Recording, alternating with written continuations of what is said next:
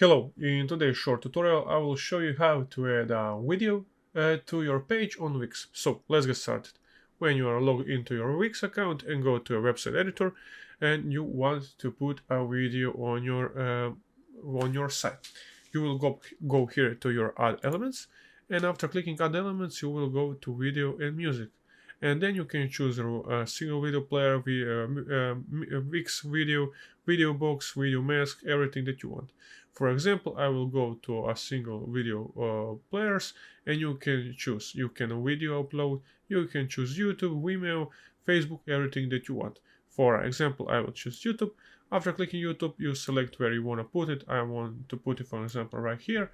And after that, you can, of course, change the video that you want.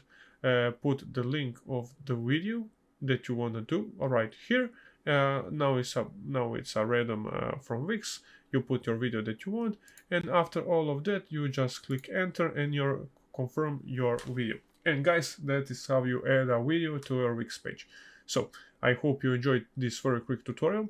If you enjoyed, please leave a like and subscribe. If you have any other questions, just ask us in the comments down below or visit our YouTube channel. I hope you have a great day and see you in the next one. Bye!